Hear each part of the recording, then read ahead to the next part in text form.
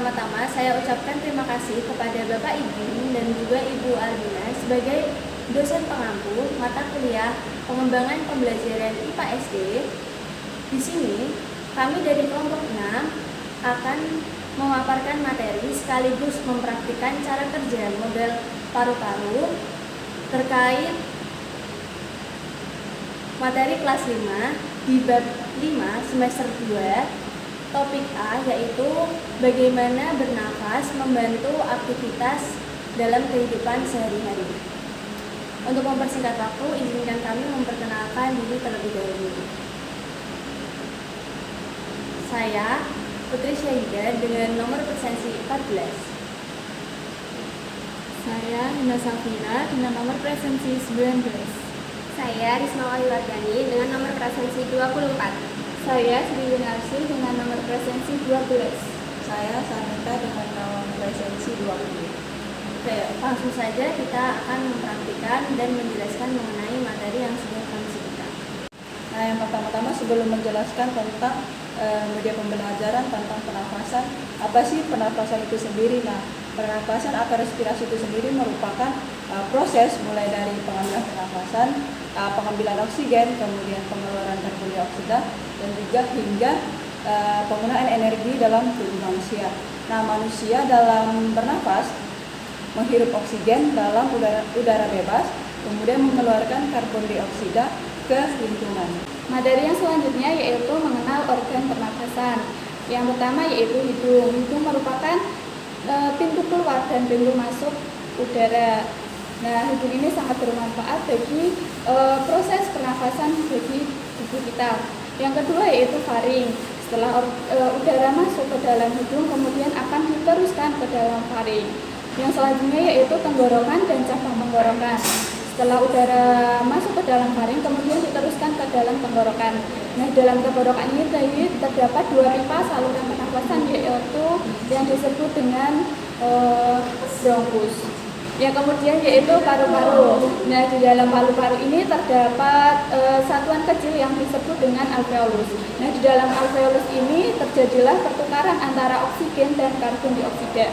Yang terakhir yaitu diafragma, merupakan sekat pembatas yang berupa otot di antara rongga perut dan juga rongga dada.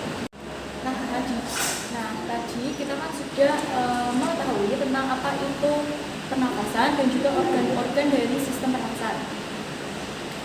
Sistem pernafasan kita juga itu bisa mengalami gangguan. Misalnya ketika kita merasa bahwa hidung kita tersumbat, tentu kita akan merasa sangat tidak nyaman. Nah, jika salah satu organ pernafasan kita itu mengalami gangguan, tentu saja sistem pernafasan kita yang lainnya juga akan terganggu. Gangguan pada sistem pernafasan manusia itu ada beberapa, yaitu yang pertama ada flu atau influenza. Flu atau influenza ini disebabkan karena adanya virus dan penularannya itu sangat cepat. Nah, bisa melalui lendir dari tubuh kita atau juga ketika saat kita bersin. Kemudian yang kedua itu ada asma. Asma ini adalah akibat dari penyempitan saluran pernafasan kita. Nah, jadi si penderita ini akan merasa sangat sesak atau kesulitan untuk bernafas. Kemudian yang ketiga ada bronkitis. Bronkitis ini merupakan peradangan dari bronkus atau saluran udara menuju ke paru-paru. Nah, bronkitis ini ditandai dengan adanya batuk berdahak dan dahaknya itu terkadang bisa berubah warna. Nah, untuk yang selanjutnya yaitu bagaimana cara menjaga organ sistem pernafasan. Yang pertama, kita harus sering-sering melakukan olahraga. Yang kedua, makan makanan yang bergizi. Yang ketiga, rajin-rajin mencuci tangan. Nah, yang keempat, kita harus menghindari paparan polusi udara. Nah, yang kelima yaitu banyak minum air mineral. Meskipun hal tersebut sepele, namun kita harus tetap menerapkan hal tersebut agar terhindar penyakit yang mengganggu sistem pernafasan kita. Oke, jadi masuk ke part yang terakhir di kelompok 6 yaitu mengenai langkah kerja dan cara kerja mengenai model paru-paru. Nah, model paru-paru ini berupa bagian-bagian atau organ-organ pernafasan yang tadi telah dijelaskan.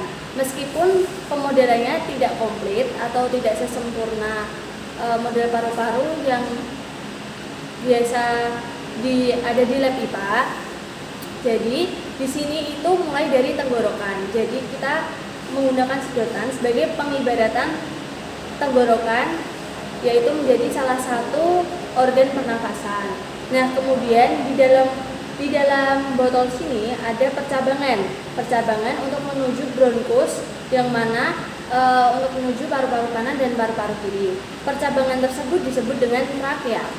Nah, kemudian ada percabangan untuk ke paru-paru kanan dan paru-paru kiri, itu disebut dengan bronkus. Nah, setelah melalui bronkus, maka udara yang masuk akan menuju ke paru-paru, yang mana paru-paru itu tadi sudah jelaskan fungsinya itu menukar oksigen dengan karbon dioksida. Nah, di dalam paru-paru ini terdapat alveolus. Nah, yang terakhir yaitu di bawah rongga dada itu ada namanya diafragma. Diafragma ini untuk mengatur keluar masuknya udara. Jadi, cara kerja dari model paru-paru ini, jika diafragma ditarik, ibarat diafragma ini membesar. Jadi, ketika membesar ini, udara yang dari luar masuk ke dalam paru-paru, sehingga paru-paru juga ikut membesar. Nah, jadi kesimpulannya, tekanan udara yang ada di luar itu lebih tinggi daripada tekanan udara yang ada di dalam rongga dada, sehingga menyebabkan udara tersebut masuk ke paru-paru, yang mana menyebabkan rongga dada, paru-paru, dan juga diafragma itu ikut membesar. Nah, ketika kita membuang nafas, diafragma akan mengecil, dan juga paru-paru juga ikut mengecil, sehingga udara yang ada di paru-paru itu keluar. Jadi, tekanan udara yang ada di dalam rongga dada itu lebih tinggi daripada tekanan udara yang ada di luar, sehingga menyebabkan pernafasan itu keluar. Jadi, udaranya keluar dari paru-paru. Sekian langkah kerja dari model paru-paru. Terima kasih. Baik, terima kasih atas penonton yang telah menonton video kami. Semoga bermanfaat. Sekian penjelasan dan pemaparan materi serta langkah kerja mengenai model paru-paru dari kelompok 6 mengenai sistem pernafasan. Wassalamualaikum warahmatullahi wabarakatuh.